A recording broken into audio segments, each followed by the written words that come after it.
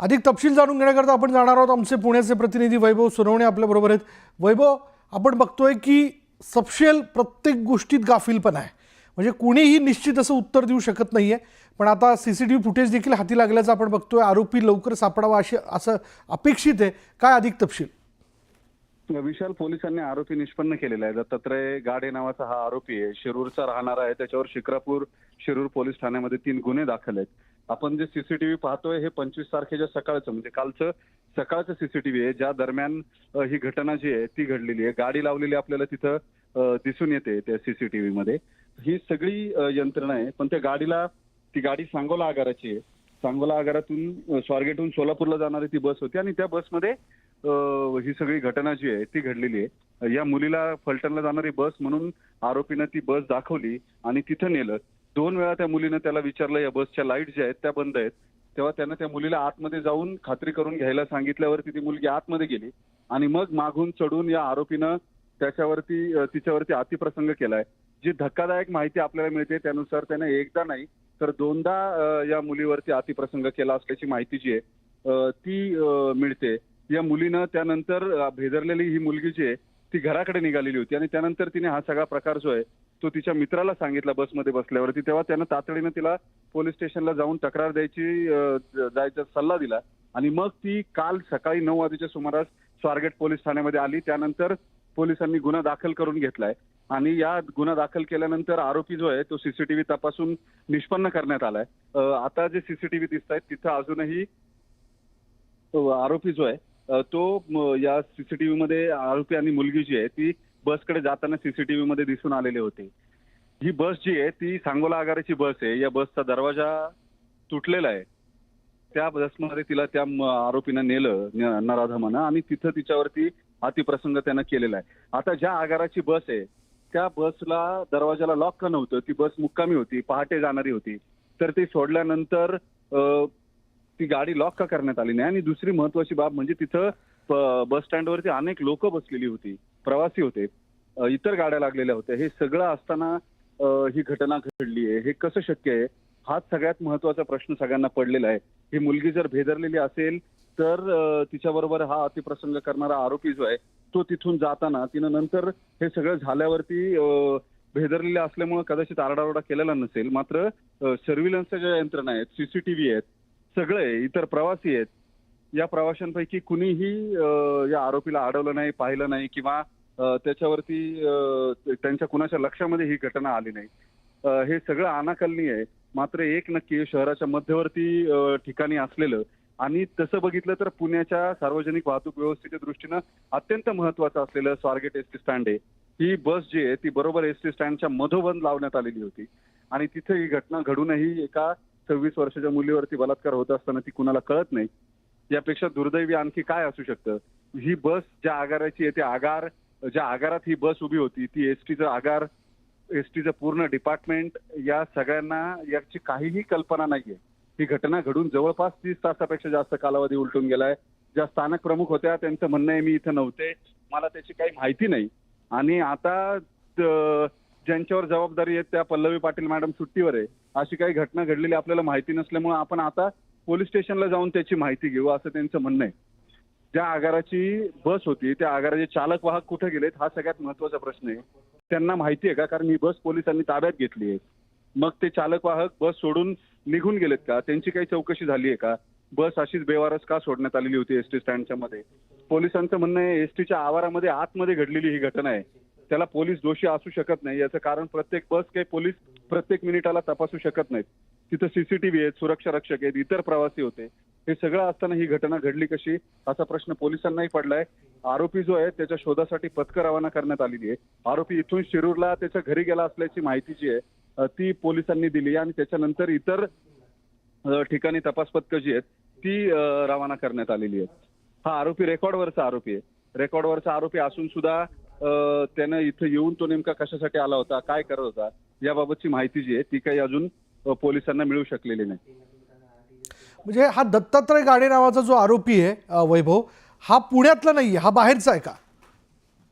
शिरूरचा आहे आरोपी, मूळचा शिरूरचा आहे, ग्रामीण पोलिसांच्या हद्दीतला, पुणे ग्रामीणच्या.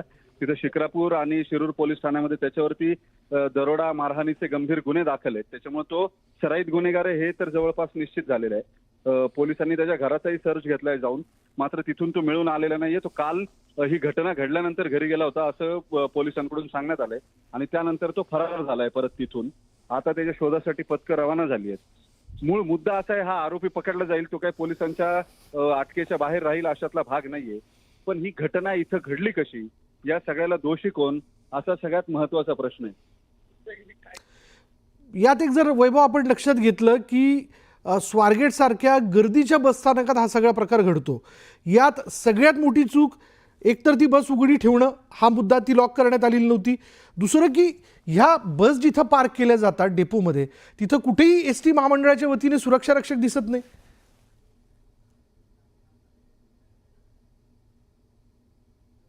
वैभव,